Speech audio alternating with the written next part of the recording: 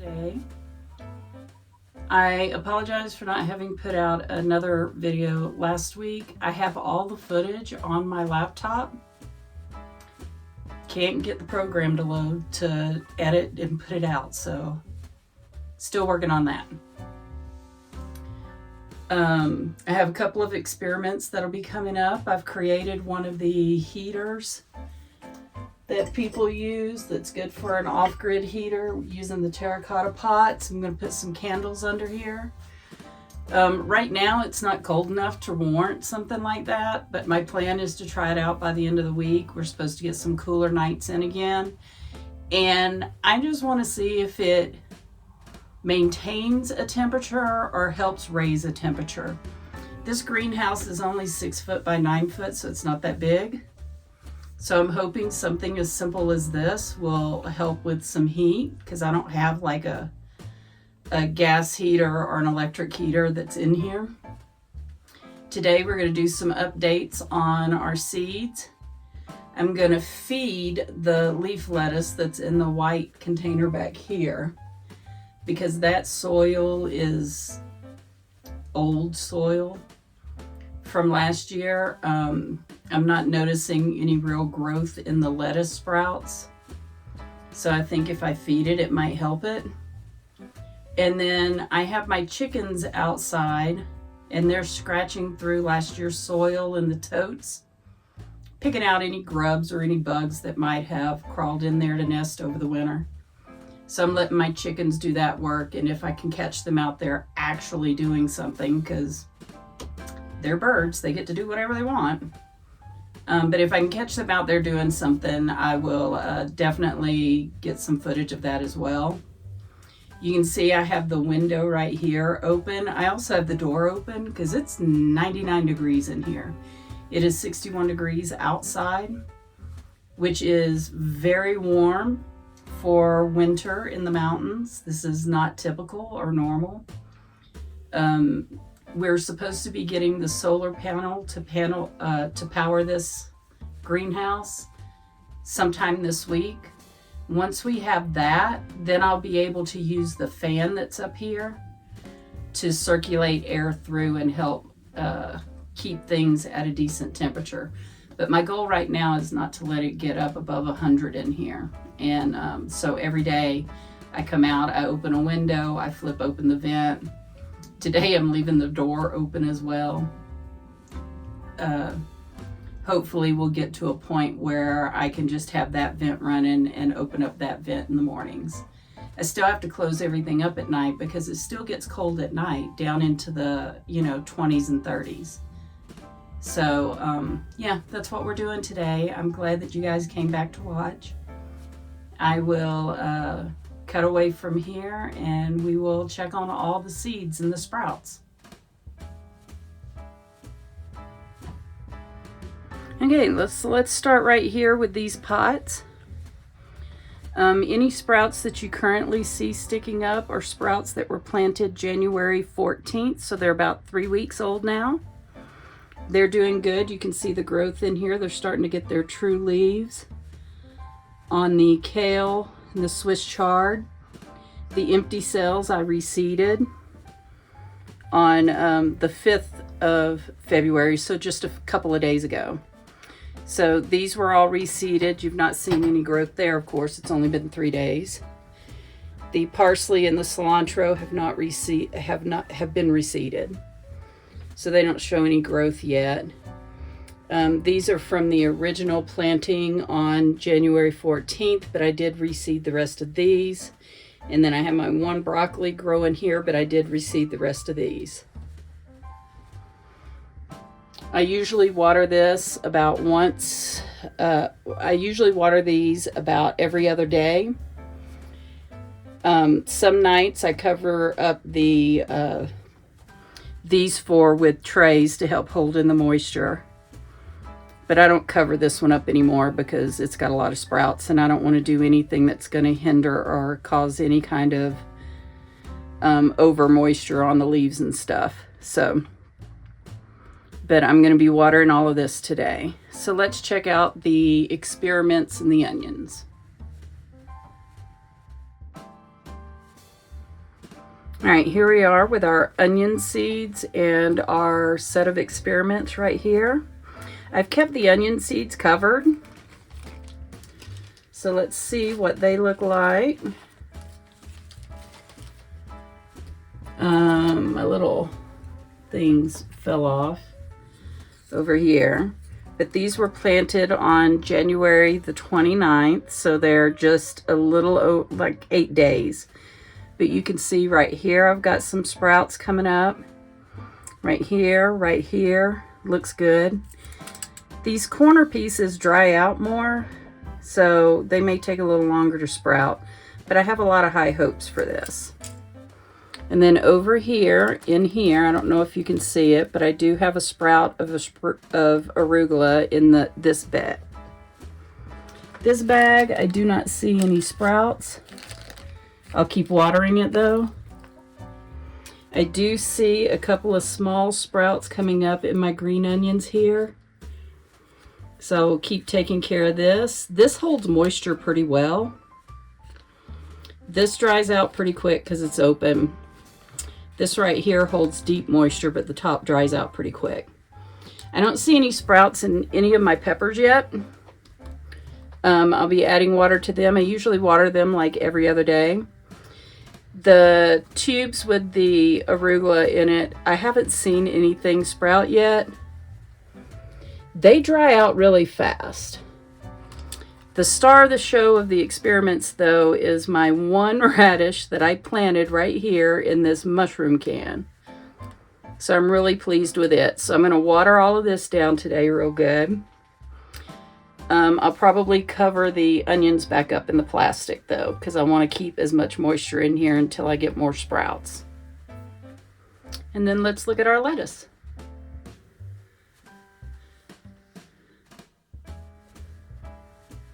Here's my lettuce. It doesn't look too bad. I do have some baby sprouts coming up over here where I reseeded. You can see one that's getting ready to break through right there as well. This over here has been doing okay, but there's not been a whole lot of change in it in the past week or so. So I am going to feed this soil with a little bit of liquid fertilizer mixed into the water and see if that helps to boost their growth. These were all planted back in the middle of January, and I've not been disappointed, but I would like to see a little bit more.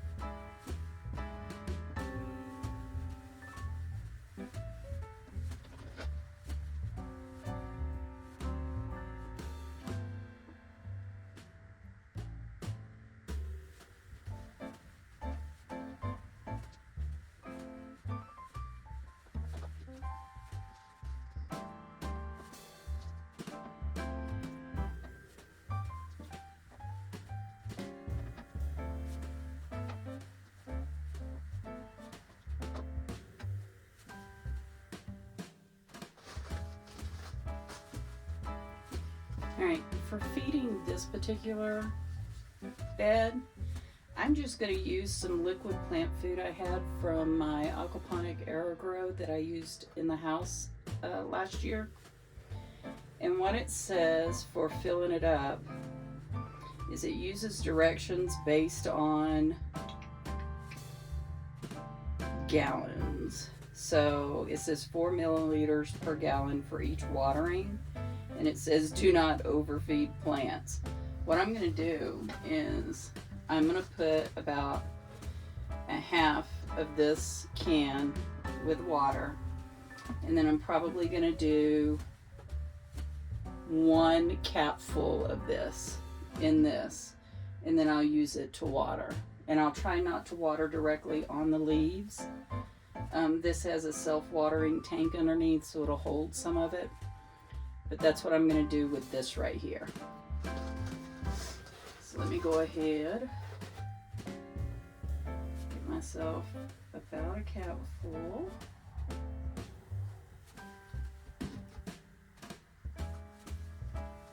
Put it in here. Fill this up, stick it down here where I put all my other stuff I'm storing. I use this large watering can to get my water. I'm going to just add some water in here.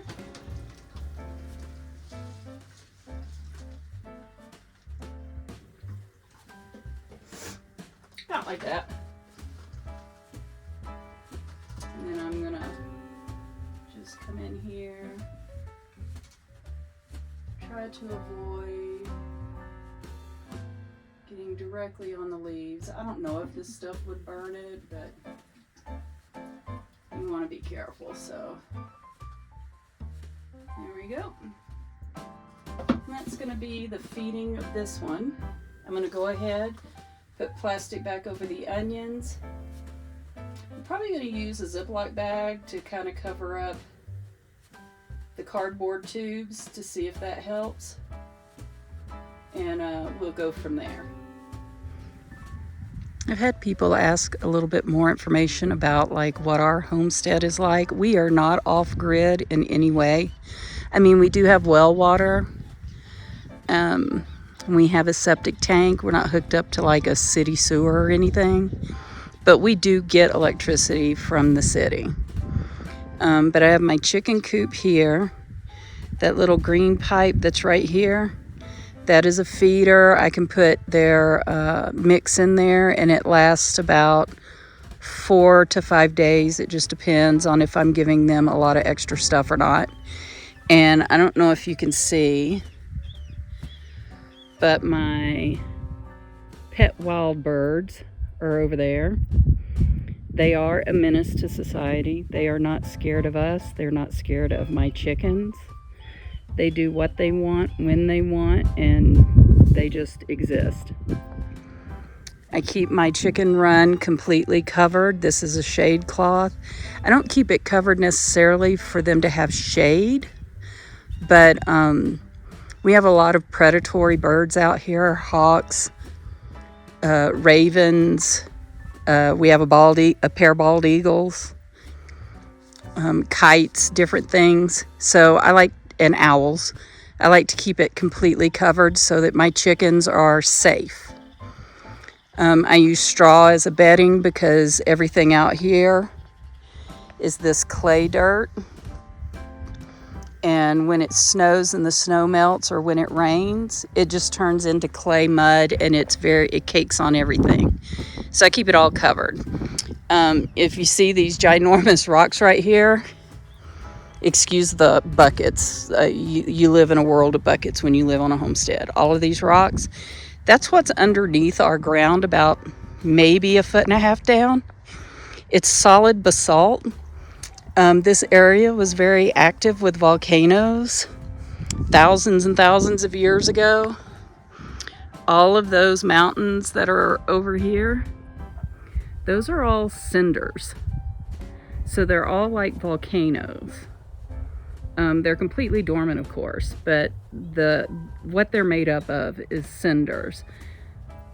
It's kind of like the process, from what I heard, it's like the process of how Hawaii, the fault lines move and the lava pushes up and makes the islands. This is the land version of that. That bag right there is my old bedding from my chicken coop that will be put in the totes at the bottom. This is our water tank that holds water from our well. We built that little box right there because mice get into everything out here and try to make nests, and we don't want them chewing through any of the piping or any of the wiring for the pumps and stuff. So we built that around it to keep them out. Over here on this side is the backyard. And that's where our dog has free reign in the backyard. But you can see we had power poles put in so that we could have power out here. All of the trees on our property, for the most part, naturally, are these junipers. They're not really trees. I mean, they call them trees out here, but you can see, to me, they're no bigger than shrubs would grow in Georgia. You can see some more basalt rocks they took out when they built our house.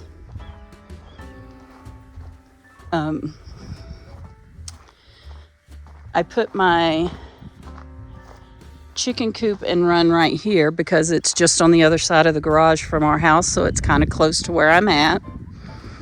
This area is just temporarily fenced off for the chickens to be able to do their thing. Can they jump over that? Yes. Will they jump over that? I don't know. My chickens are kind of stupid sometimes. That will be like my outdoor garden when the weather warms up.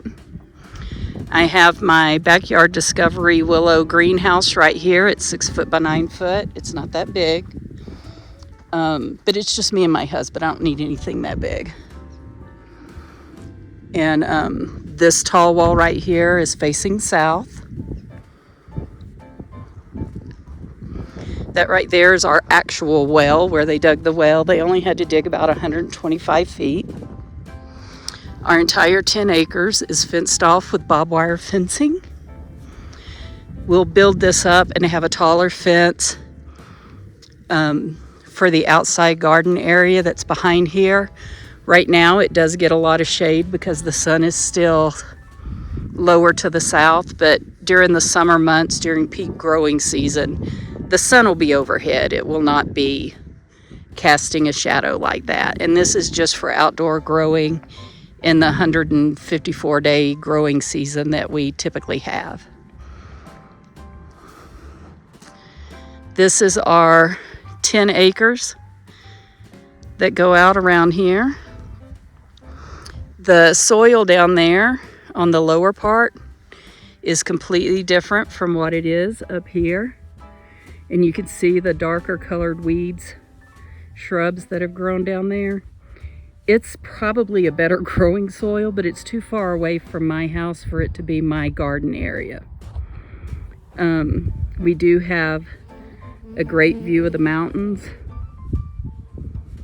and it's beautiful out here. We have some neighbors down here. They're not too far away, but they're also not too close.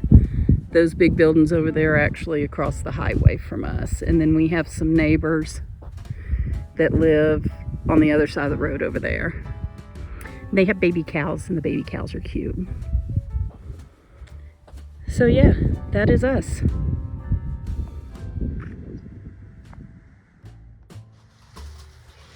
I came back into the greenhouse. I wanted to show you some of my plans in the future.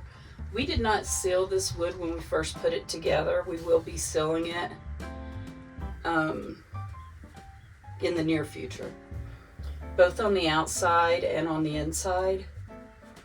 But my plans in the future are to get some L-shaped brackets and put 2 sets of shelves along this wall. This is the north-facing wall. That'll just give me more room so I can put seedlings and things up there and actually use these benches as a workspace. We will be screening in this window area so that during the summer months we can leave this window open. I will eventually be planting some stuff in here, maybe strawberries or something that kind of hangs a little bit, might be cool to give a little look here. I will be testing out this heater by putting a brick on the floor and setting this up on it just to measure the temperatures. This Yo-Link thermostat does keep track of the temperature. Right now it's 91 degrees in here.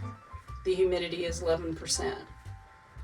I don't know if I'll hang stuff from the ceiling. I know I'll put shade cloth up there eventually because it'll get too bright and too hard in here if I don't.